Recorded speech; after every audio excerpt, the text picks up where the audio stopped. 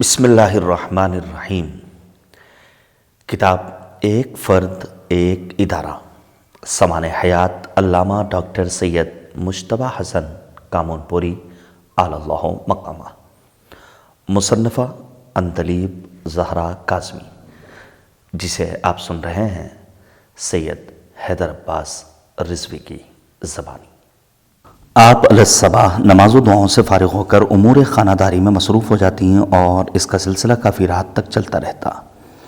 ہم بڑے بچے سب اسکول کالج چلے جاتے، صرف بہت چھوٹے بچے گھر میں رہ جاتے، جس کی وجہ سے گھریلو کاموں میں بھی ان کا کوئی ہاتھ بٹانے والا نہیں رہتا۔ چھوٹے بچوں کو خود پڑھاتی اور بڑوں کی نگرانی کرتی۔ مجھے اچھی طرح یاد ہے کہ جب میں نے 8ویں جماعت پاس کر لی تو میرا پورا ارادہ تھا کہ ہائی اسکول میں سائنس لوں گی، مگر اپنے والد کی خواہش پر میں نے ہائی اسکول میں فارسی لے لی۔ کورس کافی تھا اور مجھے اس وقت فارسی نہیں آتی تھی۔ اسکول میں تو واجبی سی پڑھائی ہوتی ہے، والد کے علاوہ والدہ بھی مجھ کو فارسی پڑھاتی تھیں۔ انہی کی کوشش و محنت کا نتیجہ یہ ہوا کہ میں بہت جلد اچھی فارسی سیکھ گئی۔ جماعت میں بھی نمایاں کامیابی حاصل کرتی رہی اور ہائی اسکول کے امتحان میں 80% نمبر حاصل کر لیے۔ کتابوں کی مدد سے ہمارے تاریخ و جغرافیہ کے نوٹس بھی آپ تیار کر دیتی۔ اکثر کہانیوں کے ذریعے ہم لوگوں کی اخلاقی تربیت کرتی، برائیوں سے پرہیز اور نیکی، رحم دلی، خدا ترسی اور عبادت کا شوق پیدا کرتی۔ ہم لوگوں کو عمر کے مطابق دلچسپ انداز میں انبیاء کرام اور ائمہ طاہرین اور بزرگان سلف کے حالات اور کارنامے ذہن نشین کراتی۔ گھر کی گوناگوں مصروفیات کے سبب آپ کو طرح طرح کی زحمتوں کا سامنا کرنا پڑتا، مگر ہماری تعلیم علمی سرگرمیوں میں ہمیشہ ہمت افزائی کرتی، لکھنے پڑھنے میں ہمارے والد کی بہت مدد کرتی۔ کافی رات تک امور خانہ داری سے فرصت پانے کے بعد ان کے مضامین اور کتابیں نقل کر کے اشاعت کے لیے بھیجتی۔ جب بھی والد صاحب تھک جاتے تو وہ بولتے جاتے اور آپ لکھتی جاتی۔ ہمارے والد کے لاتعداد قلمی مسودوں میں بہت سے مسودے والدہ کے ہاتھوں کے لکھے موجود ہیں۔ آپ گھریلو خاتون ہیں لیکن آپ کی تحریر بڑی شگفتہ اور جاذب نظر ہے۔ ہمارے والد نے مجھ میں اور میری بہن شبیہہ زہرا میں خاص طور پر بچپن سے شعر گوئی اور مضمون نویسی کا شوق پیدا کرا دیا تھا۔ اکثر ایسا ہوتا کہ وہ جو اسباق BA اور BBH وغیرہ کی کلاسز میں پڑھاتے اسی کو مختصراً ہمارے سامنے بیان کرتے اور مضمون لکھنے کے لیے کہتے، یا جب کبھی ان کو فرصت ہوتی اور ہم سب دسترخوان پر جمع ہوتے اس وقت وہ کوئی دینی بحث چھڑ دیتے اور بعد میں ان خیالات کو مضمون کی شکل میں جمع کرنے کا حکم دیتے۔ اس طرح اسکول کالج کی پڑھائی کے بعد جو وقت ملتا یا چھٹی کے دن ہوتے وہ اوقات مضمون نویسی میں صرف ہو جاتے، لیکن ہماری والدہ نے کبھی بھی یہ نہیں کہا کہ پہلے امور خانہ داری میں میری مدد کرو، اس کے بعد اس طرف توجہ دینا۔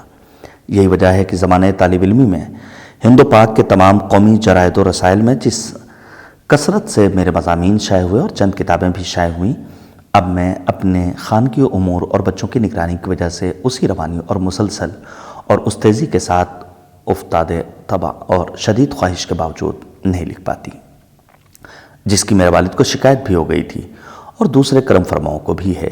میری والدہ اور والد نے کبھی ہم لوگوں سے اپنے خیالات زبردستی منوانے کی کوشش نہیں کی، البتہ جن باتوں کو وہ ناپسند کرتے اس انداز سے سمجھاتے کہ اس کی خامیاں ذہن نشین ہو جاتی۔ مثلا مجھ کو اور میری بہن شبیہہ زہرا کو کہانیاں اور افسانے لکھنے کا بھی بڑا شوق تھا۔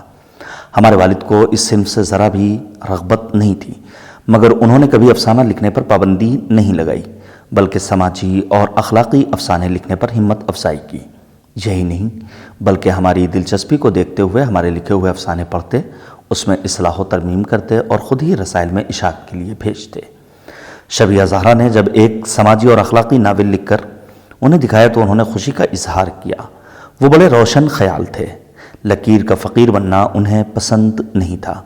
وہ سمجھتے تھے کہ ناول اور افسانے اگر بامقصد ہوں تو ان کا پڑھنا یا لکھنا کوئی برا فعل نہیں۔ ہم لوگوں کو اسکول کالج کے علاوہ اور کہیں زیادہ آنے جانے کی اجازت نہیں تھی۔ زمانۂ طالب علمی میں اپنے ادبی ذوق کی تسکین کے لیے میں نے اور میری بہن شبیہہ نے اپنی ہم مذاق ساتھیوں کے تعاون سے علی گڑھ میں ایک ادبی انجمن نئے چراغ کے نام سے بنائی تھی۔ ہمارے والدین نے بخوشی اجازت دے دی اور ہماری حوصلہ افزائی بھی کی۔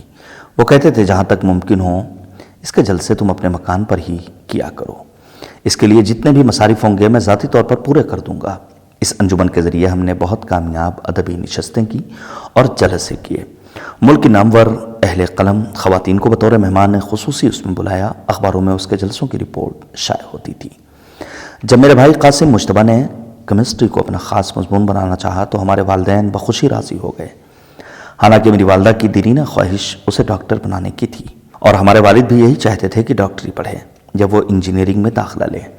جب اس نے کیمسٹری میں آنرز کر کے MSc میں داخلہ لیا تو ہمارے والد برابر ائمہ طاہرین اور مسلم علماء نے علم کیمیا میں جو انکشافات کیے اس کا متعلق بتاتے رہتے، اور یہ بھی بتاتے تھے کہ مسلمانوں کی بدقسمتی ہے کہ جو انکشافات و تحقیقات اور تعلیمات ائمہ طاہرین اور مسلم علماء نے کیے تھے اس پر کام نہیں کیا گیا، اور برسوں بعد وہی اصول کسی دوسرے سائنسدان کی تحقیق کا نتیجہ بن کر سامنے آتے ہیں۔ ہمارے والد اور والدہ نے اپنے بچوں کی تعلیم و تربیت پر خاص طور سے توجہ دی، دینی تعلیم کے ساتھ نصاب تعلیم پر بھی بہت زور دیا۔ ان کی ذاتی توجہ اور نگرانی ہی کے سبب سب کو تعلیم اور مذہب سے گہری دلچسپی ہے۔ لکھنے پڑھنے کا شوق سب کو وراثت میں ملا ہے، اس پر گھر میں لکھنے پڑھنے کی ترغیب ملتی رہی۔ یہی وجہ ہے کہ خدا کے شکر سے سب بچے ہر سال اعلیٰ کامیابی حاصل کرتے رہے، اور اپنے زمانے میں اسکول، کالج اور یونیورسٹی کے تحریری اور تقریری مقابلوں اور ادبی جلسوں میں حصہ لیتے رہے، اور اسکول و کالج کی ادبی و ثقافتی سرگرمیوں میں حصہ لینے کی وجہ سے اپنے زمانے میں اپنے کالج کے نمایاں طلباء و طالبات میں اپنا مقام بنایا۔ ہم سب بہنوں کی شادیاں دوران تعلیم ہی کر دی تھیں، شادی کے بعد بھی آپ نے سب کی تعلیم جاری رکھنے اور مکمل کرنے میں پوری مدد کی، اور سب لڑکیوں کے بڑے بچوں کی پرورش بھی ہماری والدہ نے ہی کی ہے۔ ہمارے والد کا کہنا تھا کہ تعلیم مرد عورت دونوں کے لیے یکساں ضروری ہے، لیکن ایسی تعلیم جو لا مذہبیت اور بے شرمی پیدا کرے دونوں کے لیے ناجائز ہے۔ آپ فرماتے تھے کہ اسلام ایک فطری مذہب ہے اور پردہ ترقی کی راہ میں حائل نہیں ہو سکتا اگر نیت خالص ہو اور ارادوں میں پختگی ہو، اور یہ حقیقت ہے کہ انہوں نے اپنے لڑکوں سے زیادہ ہی لڑکیوں کی تعلیم پر توجہ صرف کی، اور سب کو ان کی مرضی اور رجحان کے مطابق اعلیٰ تعلیم دلائی۔ ہمارے والدین اپنی مصروفیات کے باوجود بچوں پر بڑی شفقت و محبت کرتے اور ہر جائز خواہش کو ضرور پورا کرنے کی کوشش کرتے۔ مصر میں قیام کے دوران آپ کے ایک نوعمر صاحبزادے نسیم کاظم کا انتقال ہو گیا، جس کا آپ پر بہت گہرا اثر ہوا۔ اس زمانے کی ایک بڑی ڈائری کے چند اوراق آپ کے تاثرات غم کی ترجمانی کرتے ہیں۔ ایک دردانگیز نظم بھی لکھی تھی جس کے چند اشعار یہ ہیں: عید کے روز میری طبیعت بدمزہ تھی، تہنیت عید کی دیتے ہیں مجھے لوگ، مگر میں کہاں عید کہاں ان کو نہیں ہے یہ خبر۔ دعوت عیش مجھے ظلم و ستم ہوتی ہے، عید آتی ہے تو تجدید ستم ہوتی ہے۔ عید جب ہے مجھے اپنوں سے شکایت نہ رہے، عید جب ہے میرے سینے میں چراحت نہ رہے۔ عید کیا ہے جو میری آنکھ کا تارا نہ رہا، داغ ہے چاند پہ جب چاند ہمارا نہ رہا۔ جب وہ تھا دل کے ہر گوشے میں مہمان تھی عید، ایک تبسم پہ میرے پھول کے قربان تھی عید۔ شکر منیم ہے کہ دو چاند درخشاں ہیں ابھی، یعنی یعقوب کے دو یوسف کنعان میں ابھی۔ کوئی یوسف شمیم گل جنت ہے، کوئی ہاشمی ذہن کی خطابت ہے، کوئی نیند میں یاد کبھی ان کی جگہ دیتی ہے، دفتن درد کو سینے میں بڑھا دیتی ہے۔ بعد میں جب ہمارا بھائی قاسم پیدا ہوا تو آپ نے اس کی یاد میں اس کا نام بھی نسیم کاظم رکھا۔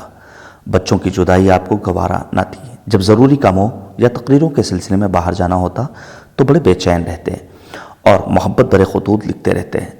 1967 عیسوی میں جب زیارات مقامات مقدسہ کے لیے بمبئی سے روانہ ہو رہے تھے، اس وقت جو اثر انگیز خط لکھا تھا اتفاق سے مل گیا ہے، ملاحظہ ہو۔ پیارو، آج بمبئی سے میں جہاز سے ایران ہوتے ہوئے عراق کے سفر کا آغاز کر رہا ہوں۔ تم اچھے اور خوش رہو، تم لوگوں کے لیے تمہاری نیک، خوشحال اور بلند زندگی کی آرزو کے سوا اور میرے پاس کیا ہے۔ 29 کو بمبئی پہنچا، برابر لوگ آگتے رہے، اس لیے دن مشغول گزرے، پھر بھی تمہارا خیال آتا رہا۔ جہاز میں وقت بھی معمولی اور سادہ گزرے گا۔ خرم شہر اترنے کے بعد نئے نئے حالات کے لیے قوت برداشت کی ضرورت ہوگی۔ ہمت اور واقفیت سے راستے طے ہو جاتے ہیں اور دشواریوں پر قابو پا لیا جاتا ہے۔ سبھی یاد آتے ہیں، اپنی منی جان زیادہ یاد آتی ہیں۔ شاید 26 جون کو بصرے سے واپسی ہو۔ 11 دن جہاز میں صرف ہو جاتے ہیں۔ اب ہم جہاز پر بیٹھ گئے ہیں اور پرنم آنکھوں کے ساتھ آخر میں تم سب کو اللہ کی حفاظت میں دیتے ہیں۔ 3 مئی سن 1967 عیسوی۔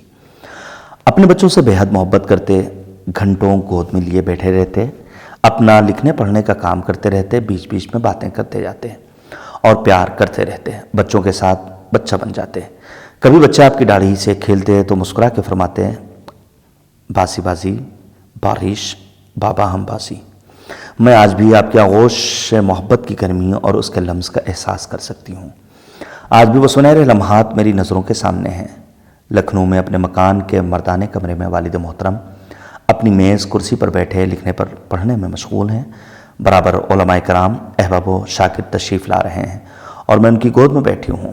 بیچ بیچ میں وہ جھک کے مجھ سے کوئی بات کر لیتے ہیں، کبھی پیار کر لیتے ہیں، یا مکان کے اندرونی کمرے میں تخت پر بیٹھے ہیں، چاروں طرف کتابیں کاپیاں ہیں، وہ لکھنے پڑھنے میں مشغول ہیں اور میں ان کے کندھوں پر بیٹھی ہوں۔ یہ سب یادیں آج بھی تازہ ہیں اور دل کو بے چین کر دیتی ہیں۔ سب نواسوں اور نواسیوں کو بھی بے حد چاہتے، دوش پر بٹھاتے، کبھی سر پر بٹھاتے۔ جب بچے آپ کے پاس آ جاتے تو 1 منٹ چھوڑنا انہیں گوارا نہیں ہوتا۔ جہاں جاتے ساتھ لے کر جاتے۔ عموماً آپ روز ہی مولانا آزاد لائبریری جاتے تھے، وہاں بھی اکثر انگلی پکڑے پکڑے ساتھ رکھتے۔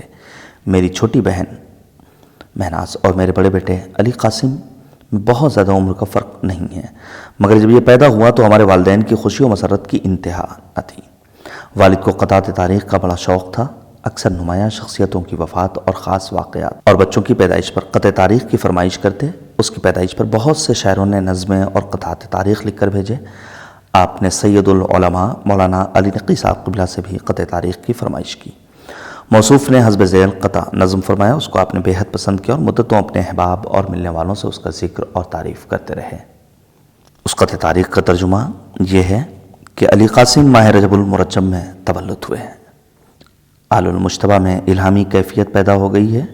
علی قاسم کے پردادا کا اسم گرامی بھی مجتبیٰ تھا۔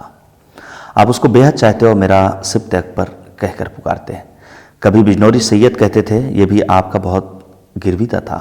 آپ کی وفات کے وقت کافی چھوٹا تھا، لیکن آپ کی جدائی کا اس پر بڑا گہرا اثر ہوا۔ آج بھی آپ کا ذکر ہوتے ہوئے اس کی آنکھیں پرنم ہو جاتی ہیں۔ ہر سال 18 جولائی کو مجھے یاد دہانی کراتا ہے کہ اب حضور کی آج فاتحہ کرانی ہے۔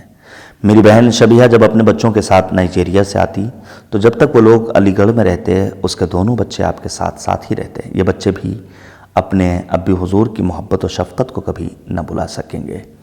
جب کلکتے میں میری بیٹی صبا تولد ہوئی تو آپ نے فوراً میرے خسرہ معظم کو مبارکباد کا خط بھیجا، اور جب میں اسے چند ماہ کا لے کر علی گڑھ آئی تو آپ بے حد خوش ہوئے۔ عام طور پر اتنے چھوٹے بچے کو لوگ گود میں نہیں لیتے ہیں، مگر صبح جب تک وہ سوتی رہتی بیت الصلاۃ سے آ کر کئی دفعہ دیکھ جاتے اور اس کے بیدار ہوتے ہی گود میں اٹھا کر لے جاتے، کبھی سوتے ہی میں اٹھا کر لے جاتے اور اسے گود میں لیے لکھتے پڑھتے رہتے اور اس کو مخاطب بھی کرتے رہتے۔ آپ کہا کرتے تھے، یہ تو علامہ مجلسی کی بہن ہوگی، جو کہ ایک بڑی عالمہ فاضلہ خاتون تھیں۔ بچے اگر آپ کے کپڑے گندے کر دیتے تو آپ کی پیشانی پر بل نہیں آتا، خود ہی اپنے کپڑے پاک کر لیتے۔ جب میری بہن قمر زہرا کی بیٹی تولد ہوئی تو اسے بہرائچ خط تحریر فرمایا۔ میری یہ بہن علی گڑھ میں ہی رہتی ہیں، اس وقت اس کا تعلیمی سلسلہ جاری تھا، اس لیے یہ بچی ہمارے والدین کی توجہ کا خاص مرکز رہی اور انہی کے پاس رہتی تھی۔ آپ اسے پیار میں گلناز کہتے تھے۔ آپ کی وفات کے بعد آپ کی یاد میں اس کا نام گلناز ہی رکھ دیا گیا۔ ان کی محبت ایک طرف تھی، لیکن وہ اولاد کی محبت میں اپنے اصولوں کو فراموش نہیں کرتے تھے اور کافی سختی بھی برتتے تھے، لیکن وہ ایسے شفیق باپ تھے جن کی سختی میں بھی شفقت اور غصے میں بھی محبت پوشیدہ تھی، جنہوں نے خود ساری عمر معمولی پہنا، معمولی کھایا، معمولی طرح زندگی گزاری، لیکن ہم سب بچوں کو اچھا کھلایا، اچھا پہنایا، ہمیں اعلیٰ تعلیم دلانے کے لیے انتہائی محنت و مشقت سے پیسہ حاصل کیا اور ہم پر بے دریغ خرچ کیا، اور ہم سب کے مستقبل کو سنوارنے کے لیے کوئی کسر اٹھا نہیں رکھی۔ اچھی جگہ شادیاں کی، جہیز دیے اور آئندہ کے لیے بھی کچھ پس انداز کر گئے۔